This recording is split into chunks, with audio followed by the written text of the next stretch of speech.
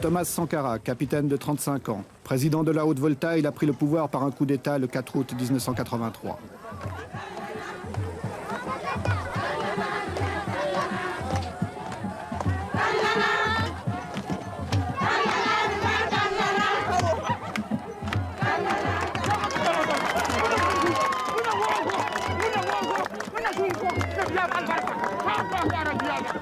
C'est parmi les couches les plus pauvres de la population qu'il compte ses plus chauds partisans.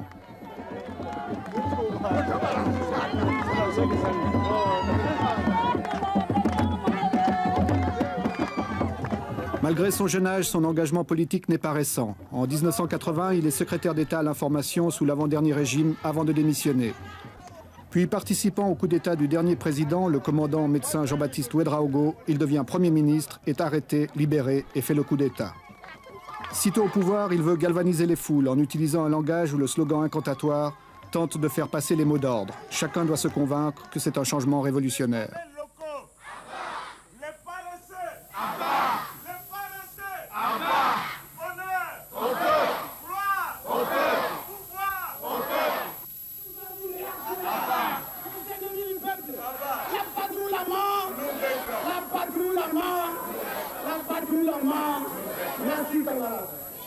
À Pau, les gens sont venus très nombreux pour lui apporter leur soutien.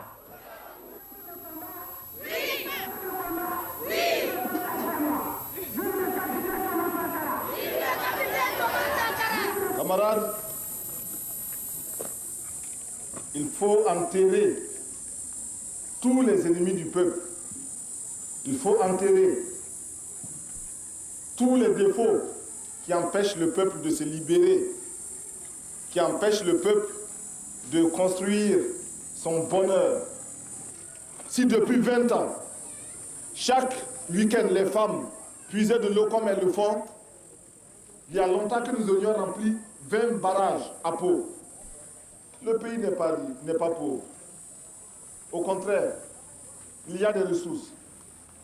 En vous mettant au travail pour construire ces 20 villas, en vous mettant à la tâche, vous avez décidé de vous prouver à vous-même que vous êtes capable de transformer la réalité de cette ville de Pau. En effet, vous pouvez la transformer, cette réalité. Mais pour cela, il faut bannir de vos rangs les paresseux. Ceux qui ne veulent pas travailler. Il faut bannir de vos rangs les féodaux, les équilibristes. Ceux qui croient que ce chantier est pour eux l'occasion de devenir de petits patrons pour les élections futures.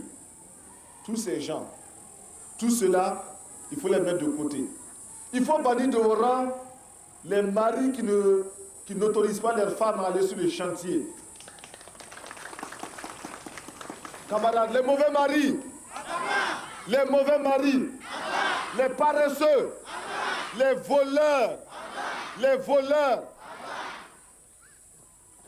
les maris réactionnaires, les petits patrons, les grands patrons, Abba, les détourneurs de fonds, Abba, les voleurs, Abba, Tontenga Yinga, Ton Sakaku, Tontenga Yinga, Ton Sakaku, Tontenga Tontenga Yinga, Tontenga Yinga. Vive la révolution! Vive le capitaine Thomas Sankara! On ne peut pas se développer sans mobilisation. Nous ne pouvons pas nous développer si le peuple lui-même ne prend pas son destin en main. C'est le peuple qui doit construire le pays. Ce n'est personne d'autre. C'est 20 villas aujourd'hui. Demain, ça sera 20 écoles. Ça sera 20 dispensaires. Ça sera 20 maternités. Et chaque année, ce sera comme ça. Camarades, l'impérialisme, le colonialisme, le néocolonialisme, le fantocisme, les voleurs, les paresseux, les détourneurs, les magouilleurs. Chaque province doit construire en effet 20 maisons pour les fonctionnaires d'ici le 4 août, les loyers étant ensuite utilisés pour les biens d'équipement. Les briques sont faites par la population avec du banco et très peu de ciment. L'État, lui, fournit le matériel.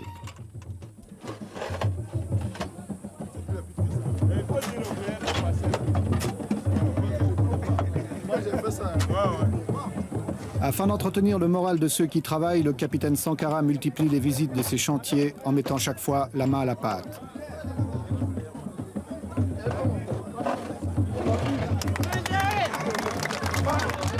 Il aime à montrer l'exemple, il affectionne les gestes symboliques. Il est en train de se créer un personnage à la fois séducteur et menaçant. Son style, son souci du moindre détail, son attention à chaque chose, son engagement étonne et lui attire un certain nombre de sympathies.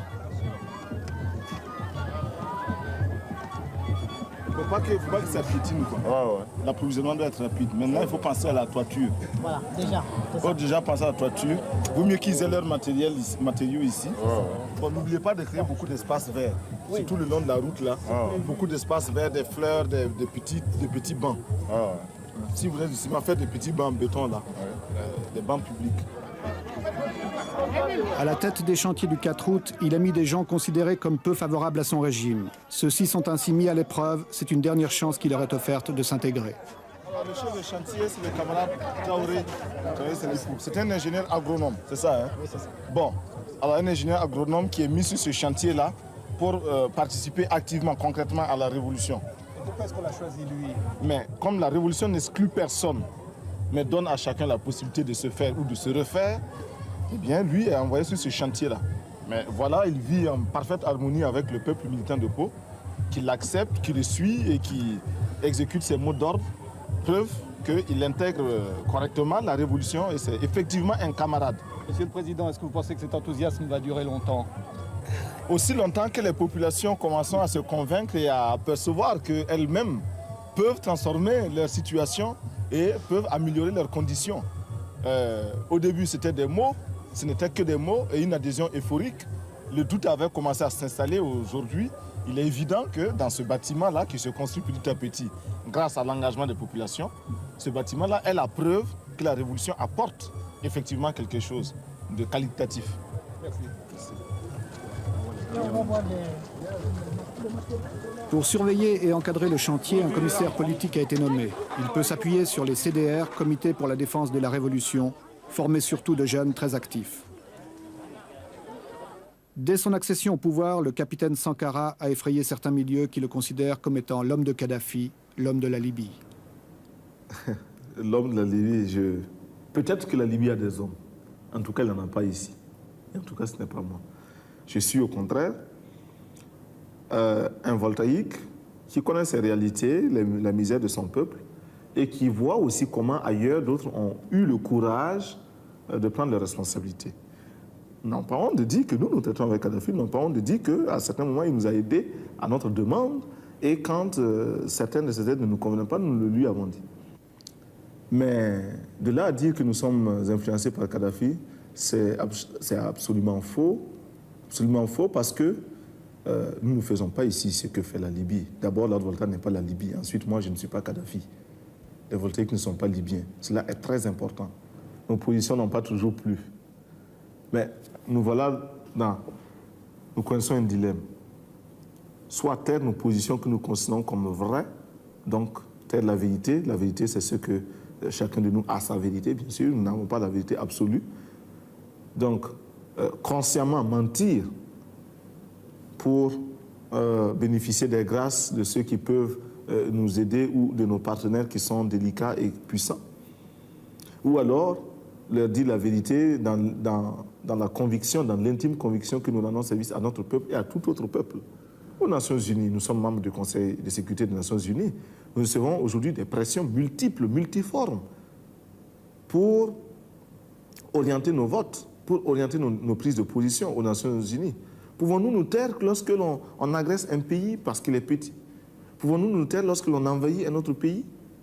Nous estimons que si nous sommes aux Nations Unies et au Conseil de sécurité, et si nous n'y sommes pas simplement pour compléter les effectifs et pour la foire, nous devons avoir le courage de dire au nom des peuples qui nous ont fait confiance, car il s'agit de vote, et la Haute-Volta a eu plus de 104 pays qui l'ont élu, nous devons représenter leurs intérêts.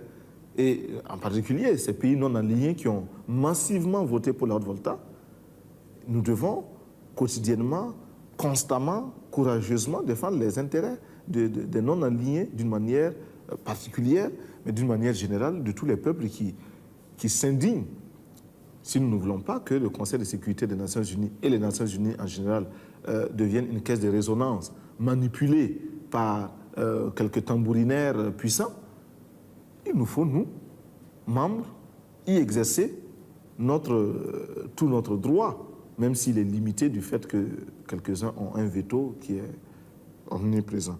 Nous avons donc des pressions. Mais malgré tout, une grande puissance comme la France, comme les États-Unis ou comme l'Union soviétique, s'ils décident de retirer une partie de l'aide qu'ils vous apportent actuellement, peuvent vous mettre dans de graves difficultés intérieures. Mais c'est vrai.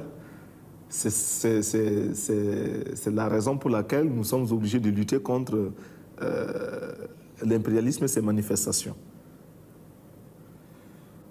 L'impérialisme, aujourd'hui, c'est qu'il est très important, il est plus utile pour lui de nous dominer culturellement, beaucoup plus que militairement.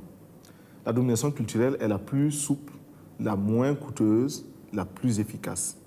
Et c'est pourquoi nous disons qu'aujourd'hui, pour renverser le régime de Haute-Volta, il n'est peut-être pas nécessaire d'amener des mercenaires puissamment armés.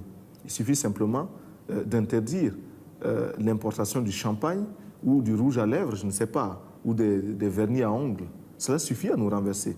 Parce que la petite bourgeoisie aujourd'hui est convaincue qu'elle ne peut se passer de ces produits-là. Eh bien, il nous faut travailler à décoloniser les mentalités. Nous travaillons à reconditionner notre peuple, à accepter de vivre tel qu'il est, à ne pas avoir honte de ces réalités, à s'en contenter et même à s'en glorifier. C'est bien si les autres vivent comme cela, mais c'est normal que nous vivions autrement. Nous l'avons choisi. Et nous n'avons pas hésité à dire à d'autres pays, par exemple l'Union soviétique, que nous refusions une aide de l'Union soviétique qui n'était pas, de notre point de vue, à la hauteur de notre attente. Nous nous sommes expliqués et je pense que nous nous sommes compris. Mercredi, jour de réunion du Conseil des ministres. Ceux-ci s'y rendent dans leur nouveau véhicule de fonction.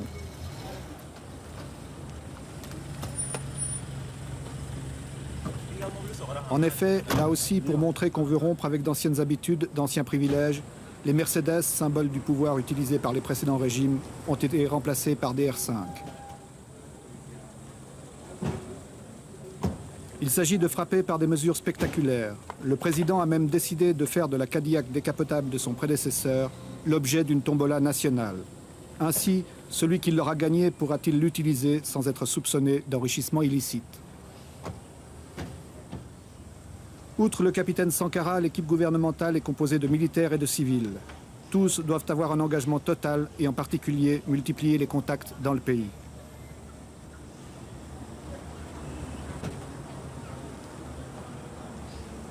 Tous les ministres civils ou militaires sont armés. Ils ont reçu une Kalachnikov que certains emportent même aux réunions du Conseil. Chacun a d'ailleurs suivi un entraînement militaire pendant quelques jours. La vigilance est de mise pour chacun dans un climat d'insécurité.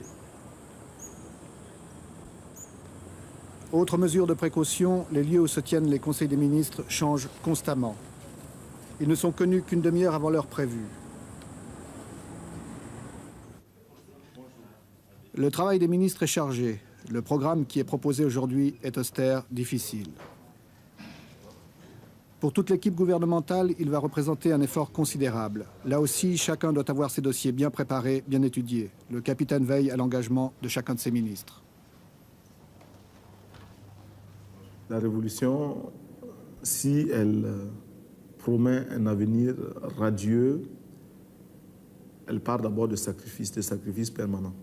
Et ces sacrifices, nous sommes décidés à les assumer. Et nous formons quotidiennement notre peuple à les accepter. Nous savons qu'ils sont lourds, très lourds. Ces sacrifices, nous avons demandé aux fonctionnaires de renoncer à une partie de leurs indemnités, parce qu'ils sont des privilégiés. Cela, vous vous en doutez, ne peut pas être bien accueilli partout. Ces sacrifices, nous demandons aux voltaïques de se mobiliser. Si ailleurs, si dans certains pays, on a pu détourner un fleuve, en Volta, nous pouvons bien le faire parce que nous avons des bras aussi vigoureux. Ces sacrifices, nous les imposons au gouvernement, aux membres du gouvernement auxquels nous imposons un rythme de vie, un train de vie très modeste. Nos ministres ne sont pas autorisés à voyager en classe première, en première classe dans les avions. Ils prennent les classes touristes. Et même quand il est possible de les faire voyager par les avions de charter, nous le faisons. Nous avons suspendu pour une longue période les brasseurs d'air, l'air conditionné dans les bureaux, etc. Nous avons supprimé les indemnités des ministres, du président, etc. Nous les avons tous ramenés à leur salaire d'instituteurs quand ils étaient instituteurs, de professeurs, de médecins ou de capitaines, dépouillés de toutes autres indemnités. Levez à droite. Marche. L'armée est obligatoire, mais seuls 2% des voltaïques en âge de porter les armes sont recrutés faute de moyens. Voyez la tête.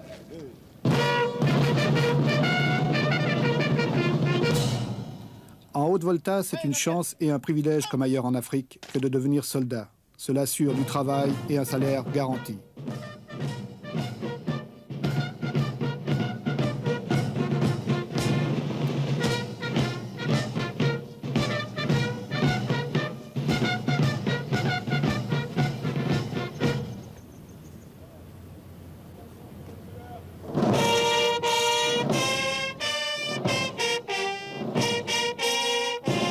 La volonté du capitaine Sankara est de vouloir mieux intégrer l'armée au peuple.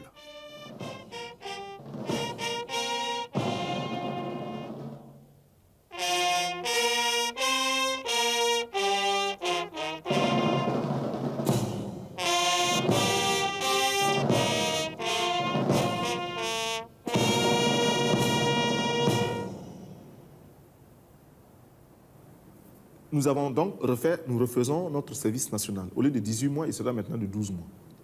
Mais au lieu d'être simple, exclusivement militaire, le métier des armes, 18 mois, et après on en garde certains, les autres sont renvoyés, non.